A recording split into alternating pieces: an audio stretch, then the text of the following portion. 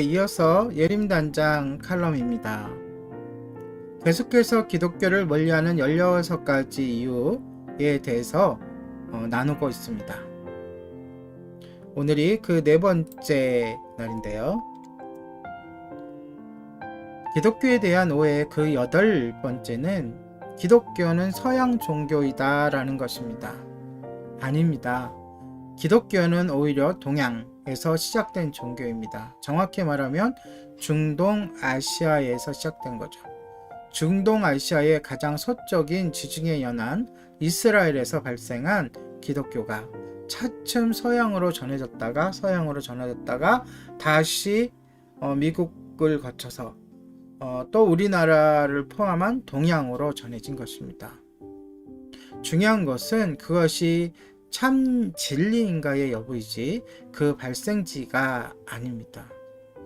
예를 들어 병에 걸려 약을 처방받아야 하는데 이 약이 한약이요 양약이요 라고 묻는다면 의사는 그게 무슨 상관이 있어요? 이 약을 잘 드시고 병이 나으면 되죠 라고 대답할 것입니다.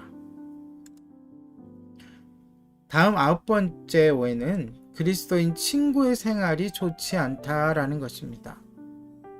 참으로 안타까운 이야기입니다. 말 그대로 교회 다니면서도 아무렇게나 사는 사람들이 있습니다. 그런데 교회는 병원 같은 곳입니다. 병원에 환자가 환자를 고치듯이 교회는 죄인들을 모아놓고 변화시키는 곳입니다. 그러다 보니 교회 안에는 아직 덜 성숙한 사람들이 있습니다.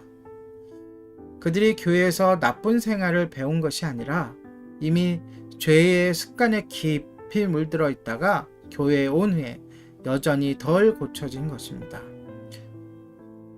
충분한 영적 무장이 이루어지면, 영적 성장이 이루어지면 좀 더 시간이 필요할 것입니다.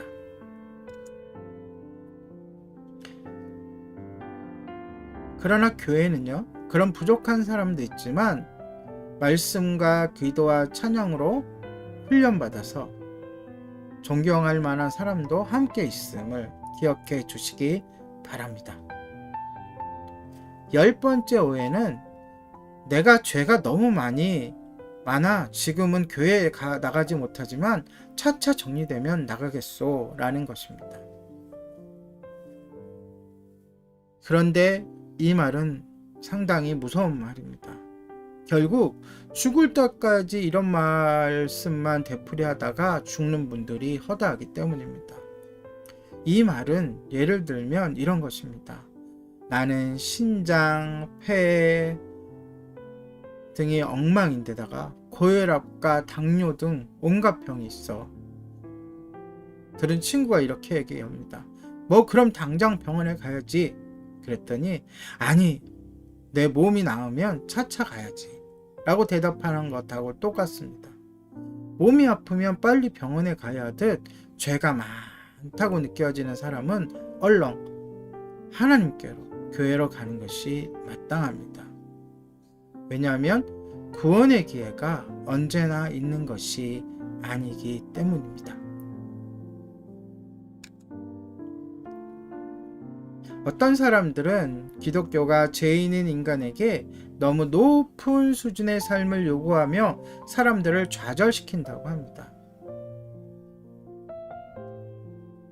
그러나 그는 사람의 약함을, 연약함을 도우시는 하나님이 계시다는 사실을 모르고 있는 것입니다.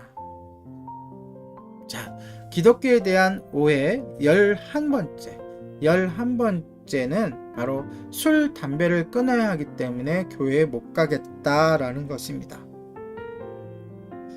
제가 만난 사람들 중에서도 많은 사람들이 이렇게 거절합니다. 내가 교회를 가고 싶은데 술, 담배 때문에 못 가겠어. 술, 담배가 전도를 거절하는 변명이 아니라 기독교를 받아들일 수 없는 진정한 이유라면 술과 담배를 계속하면서도 우선 교회에 나가는 것이 더 중요합니다.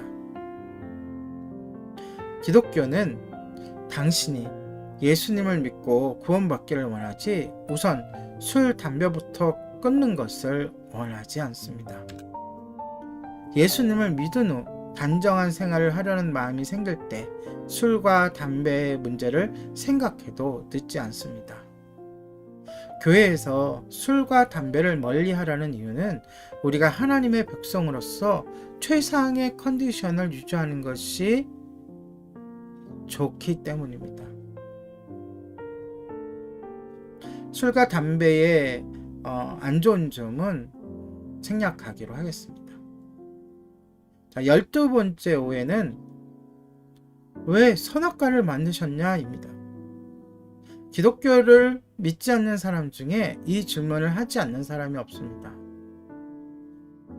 왜 괜히 선악과를 만들어서 인간이 타락하게 하고 왜 지옥에 가게 하고 이렇게 힘들게 살게 하느냐, 이런 뜻이겠죠.